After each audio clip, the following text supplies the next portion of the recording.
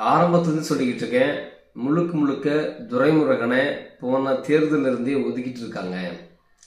அதற்கு ஒரு வகையில் துரைமுருகன் காரணம். ஏன்னா சொந்த சமூகம், நான் வன்னியர், வன்னியருடைய பெரும் ஆளுமை. அதனால் திமுக துரைமுருகனை கையாளும் போது துரைமுருகன் இந்த இனத்திற்காக, இந்த வன்னியர் இனத்திற்காக அவர் இது செய்யல. ஆனால் நான் ஒரு வன்னியர் சொல்லிட்டு வாக்கு கேட்கும் அந்த வட மாவட்டத்தை தன்னுடைய பெல்ட்டை நிரூபித்தார். அவரால் என்ன பண்ணாங்கன்னா, அந்தந்த இடத்துல வன்னியர்கள் மாவட்ட செயலாளர் வந்தாங்க, எம்எல்ஏ வந்தாங்க. வந்தவர்கள் அவர்கள் தான் செஞ்சுட்டாங்க, தவிர வன்னியர்கள் எதுவும் செய்யலை. ஆக மொத்தத்தில் சொல்லுவாங்க, நாங்கள் வன்னியர்கள் அப்படின்னு சொல்லுவாங்க.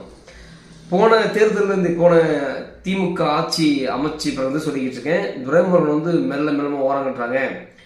சரியோ தவறோ நான் உட்கார்ந்துக்கிற இந்த இடத்துல நான் இருக்கணும். ஏன்னா நம்மளை விட ஒரு திறமையானவன், நம்மளோட ஒரு வல்லவன், என்னை விட ஒரு எண்ணத்தின் மேல் பற்று உள்ளவன் ஒரு வரைக்கும் இந்த சேர் இருந்தால் தான் நான் உட்கார முடியும். அதுக்கப்புறம் அவன் வந்த பிறகு, நான் இறந்த பிறகு அவன் உட்காரத்துக்கு ஒரு வேலை சேரே இல்லைன்னா நம்ம விட திறமையான வந்தவன் கூட வெளியே நின்றுட்டு இருப்பான். அப்போது ஒரு சேரை கண்டிப்பாக இருக்கணும். திறமையாக கூட அந்த சேரை யாருக்காக இருக்கணும், அந்த சேரில் யார் இருக்கணும், நம்மளும் ஒருத்தர் இருக்கணும்னு சொல்லி பல முறை பேசியிருக்கேன்.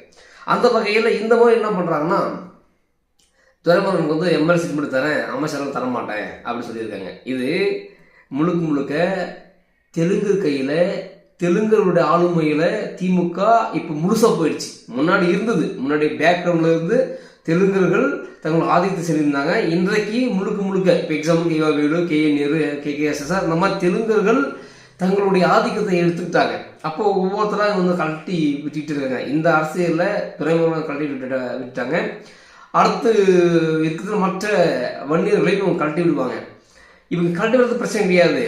நம்மளை வெளியேற்றிட்டு இன்னொரு இடத்துல ஆதி பிடிக்கலாம், பறைய வைக்கலாம். இப்போ நீங்கள் திருமணம் பார்க்கலாம், 8 சீட்டு தராங்க, 9 சீட்டு தராங்க.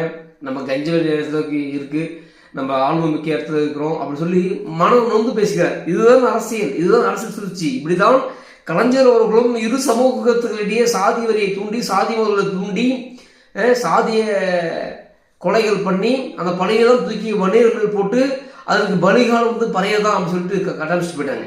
இன்ன வரைக்கும் திமுக ஆட்சிக்கு வருதுன்னா முதல்ல பறைய சமூகத்தை கூப்பிட்டு மாலை போட்டு பொட்டு வச்சு குங்குமம் வச்சு ஒரே விட்ட வெட்டுவாங்க. அட பாவி, ஏன்னா அவனை வெட்டினேன் அவன் சொல்றதுக்குள்ள அறத்துக்கு மேலே பூசிட்டு எப்போ பாவம் இருந்தாலும் அந்த அவனே பண்ணி வெட்டேன் சொல்லி அந்த பழியை வன்னியர் மேல் போட்டுரும். அப்புறம் பறையருக்கும் வன்னியருக்கும் சண்டை, பறையருக்கும் மற்ற சங்கம் சண்டை. காலம் முழுக்கும் இங்கே தமிழ் சமுதாயம் ஒன்றாக இல்லாமல், ஒன்றாக இணையாமல், திராவிடம் பேசிக்கிட்டு, சாதி ஒழிப்பு பேசிக்கிட்டு, பெரியார் பற்றி பேசிக்கிட்டு விளம்பரம் பண்ணி பண்ணி பண்ணி திமுக ஆட்சியாளர்களுக்கு இனிமேலும் திமுக ஆட்சியாளர். அப்போ சாவரையாரு தமிழ் குடிகள். அப்போ இனிமேலாவது திமுக உள்ள வன்னியர்கள் தெளிவாக தெரிந்து கொள்ள வேண்டும், நீ பலிகாடு, இல்லை என்றால் நீ குற்றவாளி. பழைய சமுதாயம் பலிவிட ஆடு.